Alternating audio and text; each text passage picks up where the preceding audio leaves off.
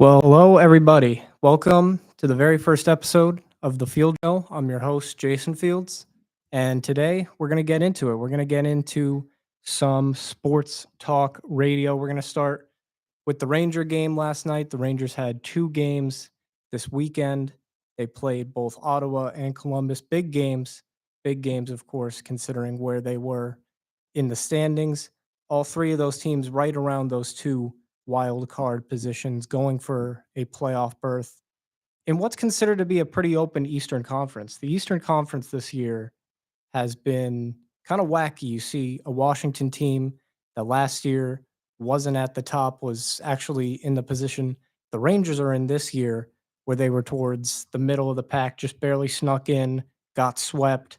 This year, they come with a vengeance. They come with a fire that I really think people didn't expect from them. People thought Alex Ovechkin, older, not really good enough anymore to produce at the level he produced at, say, like 10 years ago or even 15 years ago, as he's been going for a while here.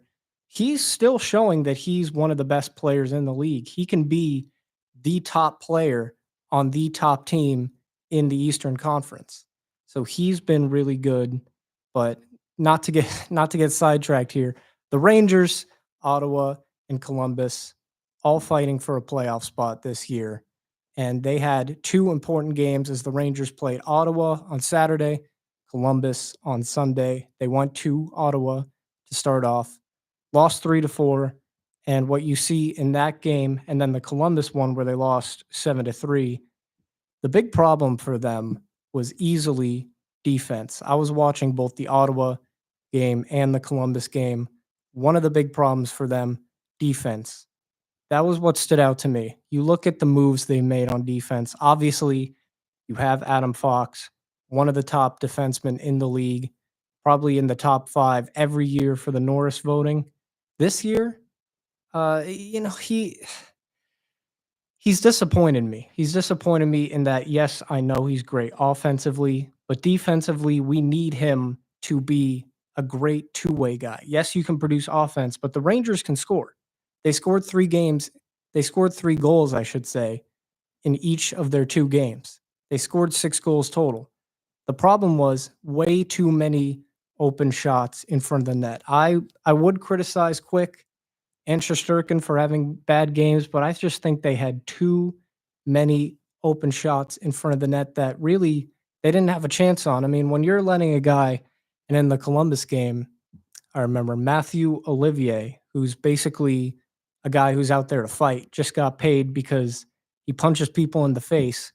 When he's scoring goals right in front of the net, you know you got a problem. You can't let a guy like that score goals at such a crucial point in the game to me.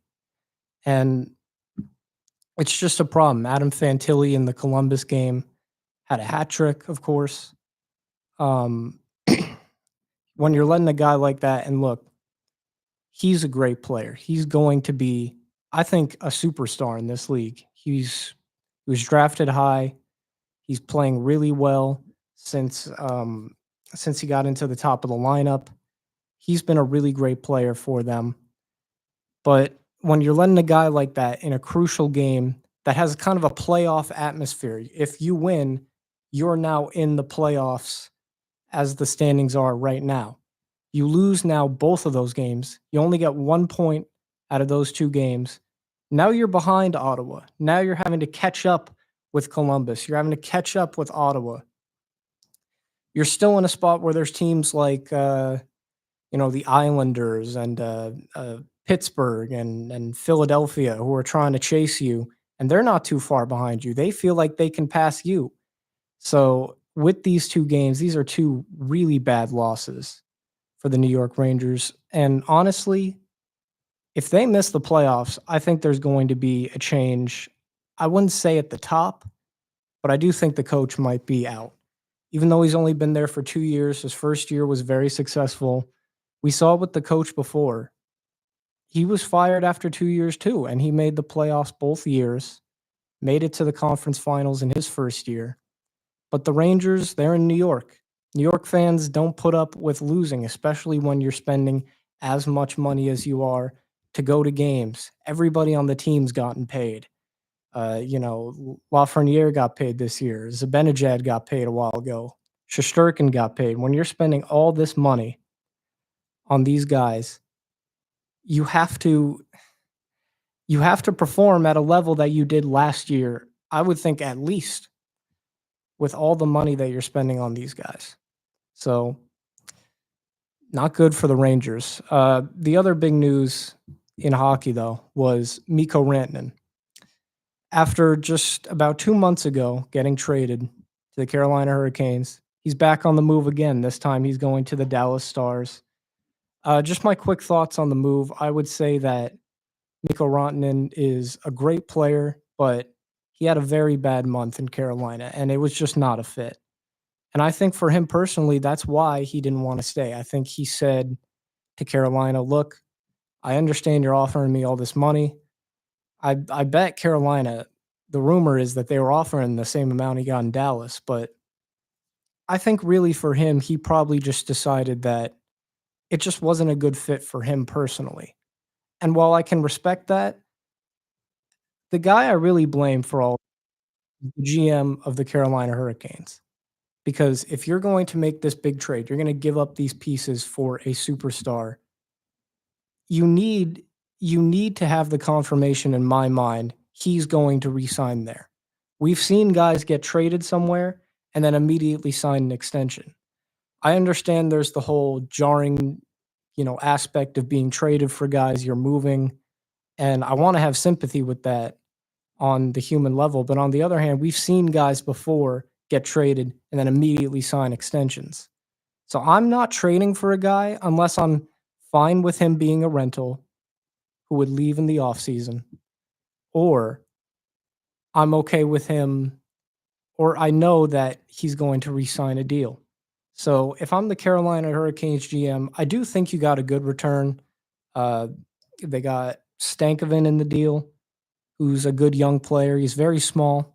I think he's under 5'10". He might even be like 5'7", but he's still a good player.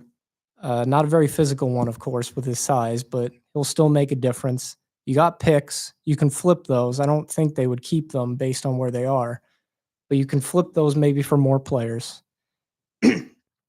And what you can do is build your team.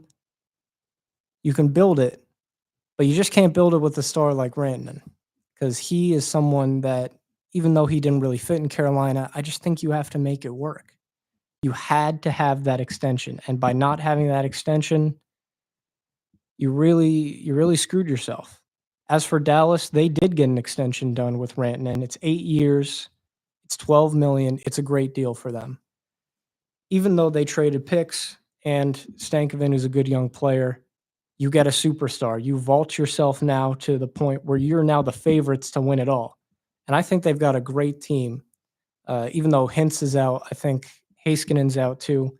You got the great goalie. You got the great defense. Now you've got the superstar.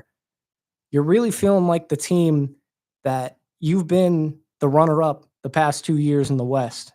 I think you've got to be favored now in the West. With what this team has done, there is still Edmonton, there is still Las Vegas, there's still Colorado who made a bunch of moves, a lot of really good moves too.